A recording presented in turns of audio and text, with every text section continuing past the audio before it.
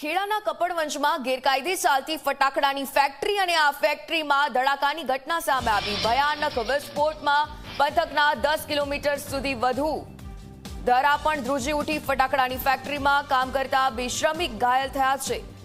ઘાયલોને સારવાર અર્થે નડિયાદ અને અમદાવાદ ખસેડવામાં આવ્યા। ઇજાગ્રસ્ત સુનીતાબેન 20% દાઝ્યા છે તો અમદાવાદમાં દાખલ કરવામાં આવ્યા। દેવાંત પરમાર પણ સારવાર હેઠળ છે તો સાદિક નામના ઈસમે ભાડે રાખી હતી આ જમીન। સૂત્રો તરફથી જે રીતે માહિતી મળી રહી છે તે અનુસાર મિતુલ પટેલ નામના જમીન માલિક પાસેથી આ જમીનને ભાડે રાખવામાં આવી હતી। છેલ્લા 2 વર્ષથી ગેરકાયદે ફેક્ટરી ધમધમી રહી હતી તો બ્લાસ્ટ મામલે પ્રાંત અધિકારી અનિલ ઝાલાની પ્રતિક્રિયા પણ સામે આવી।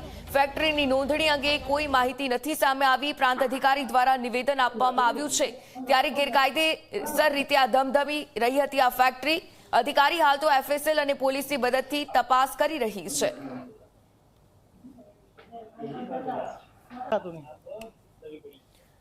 તો વધુ વિગતો સાથે સંવાદદાતા અર્પણ કાયદાવાલા આપણી સાથે જોડાયા છે, તેમની પાસેથી જ માહિતી લઈએ। અર્પણ, જે રીતે આ સમગ્ર ફટાકડા ફેક્ટરીમાં બ્લાસ્ટની ઘટના સામે આવી છે, શું વધુ વિગતો?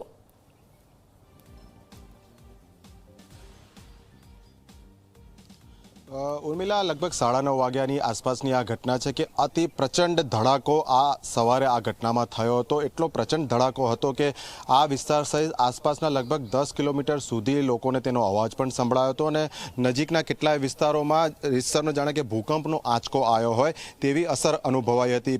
માહિતી મળી રહી છે આસપાસના કેટલાક ઘરોને પણ નુકસાન પહોંચ્યું છે। હાલ તો આપણે આ ઘટના સ્થળે ઉપસ્થિત છે। આપ જોઈ શકો છો પાછળની તરફનું જે આ યુનિટ છે કે જેનામાં ફેક્ટરી ધમધમતી હતી, આખો શેડ જે છે તે જમીનદોસ્ત થઈ ગયો છે અને જે વિવિધ કાટમાળ છે તે આખા આ ફેક્ટરીના પ્રાંગણમાં વેર વિખેર વેરાયેલા નજરે પડી રહ્યા છે। દૂર હું એટલા માટે ઊભો છું કે હાલમાં જે વીજ કંપની છે તેના કર્મચારીઓ દ્વારા આજ પ્રાંગણની ઉપરથી પસાર થતી જે હાઈ ટેન્શન વીજ લાઇન છે તેને નીચે ઉતારવાની કામગીરી કરવામાં આવી રહી છે। એટલે સુરક્ષાના કારણોસર અહીંયા ઉપસ્થિત તમામ લોકોને દૂર કરી દેવામાં આવે છે। પોલીસ અધિકારીઓ પણ ઉપસ્થિત છે, ફાયર બ્રિગેડ કપડવંજ નગરપાલિકાનો અહીંયા છે, પ્રાંત અધિકારી પણ પોતે અંદરની તરફ ઉપસ્થિત છે। એટલે સદનસીબે આટલો મોટો વિસ્ફોટ થયો હોવા છતાં પણ કોઈ પણ વ્યક્તિનું મોત નથી નીપજ્યું, તે ખૂબ જ રાહતના સમાચાર છે। પરંતુ 2 વ્યક્તિઓને ઈજા પહોંચી છે, જે પૈકી એકને નડિયાદ સરકારી હોસ્પિટલમાં અને બીજાને અમદાવાદ ખસેડવામાં આવ્યો હોવાની માહિતી મળી રહી છે।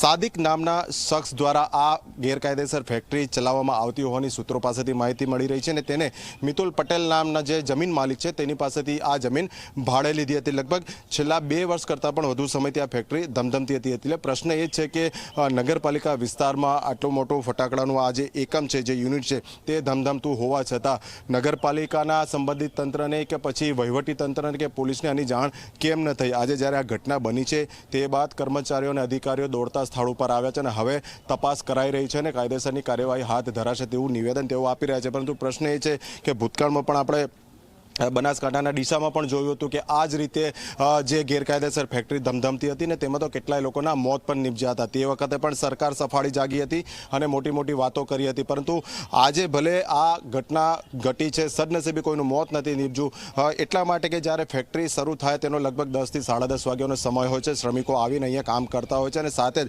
કેટલાક ક્વાર્ટર્સ તો અહીંયા ઉપર બનાવેલા પણ છે કે જેનામાં શ્રમિકો રહેતા હોય છે।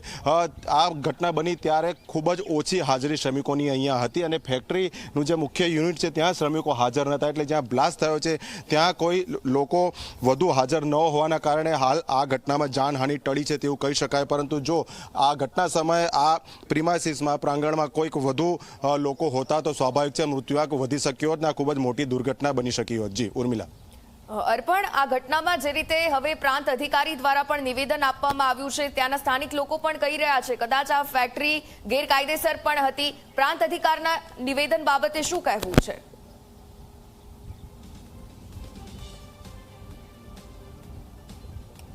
ઉર્મિલા, આપણે પ્રાંત અધિકારી સાથે જ વાત કરીને તેમને સ્પષ્ટ કહ્યું છે કે નોંધણી બાબતની કોઈ જ પ્રક્રિયા તેમના ધ્યાનમાં આવી નથી અને સ્વાભાવિક છે એટલા માટે જ આ ફેક્ટરી ગેરકાયદેસર ધમધમતી હતી।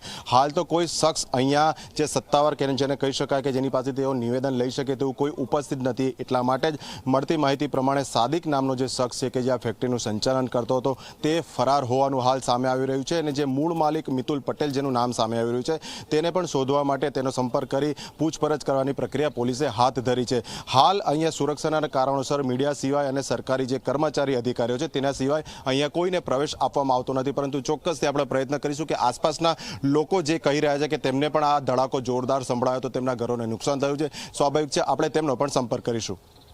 બિલકુલથી ધન્યવાદ અર્પણ, તમામ વિગતો સાથે જોડાવા બદલ. તો આ ફેક્ટરી કે જેમાં આગની ઘટના બની છે, દૂર દૂર સુધી ધરા પણ ધ્રુજી ઉઠી. કપડવંજની ફટાકડાની ફેક્ટરીમાં ભીષણ આગનો બનાવ.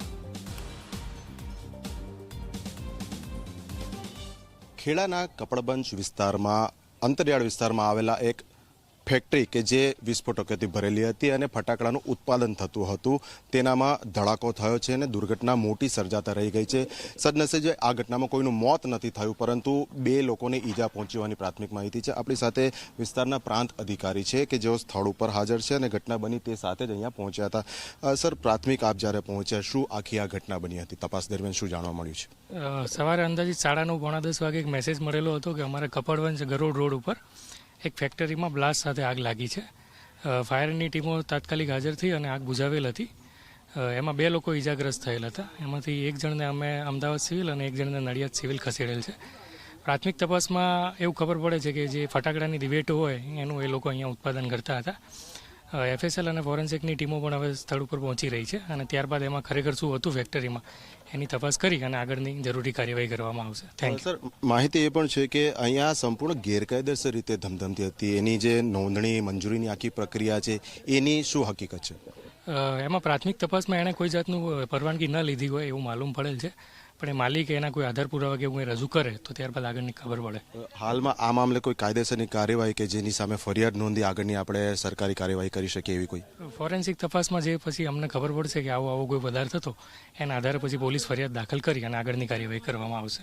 ખૂબ ખૂબ આભાર. તો જે રીતે પ્રાંત અધિકારીનું કહેવું છે કે હજી તમામ જે તપાસ છે તે ચાલી રહી છે અને મળતી માહિતી મુજબ મૂળ માલિક, જમીન માલિક જે છે તે અન્ય કોઈ હતા, જેને આ જે જમીન છે અન્ય સંચાલકને આપી હતી. એટલે હાલ તો જે ફેક્ટરી સંચાલક હતો કે જેનું નામ હજી સામે આવી રહ્યું છે, પોલીસ પણ તપાસ કરી રહી છે, તેની હાલ તે ફરાર થઈ ગયો છે, જેથી કરીને હાલ પોલીસ ચોપડે હજી સુધી કોઈનું ચોક્કસ નામ નોંધાયું નથી. પરંતુ હવે જોવાનું રહે છે કે પોલીસ કેટલા સમયમાં આખાએ આ જે ઘટના છે તેના જવાબદાર સુધી પહોંચી આગળની કાર્યવાહી હાથ ધરે છે.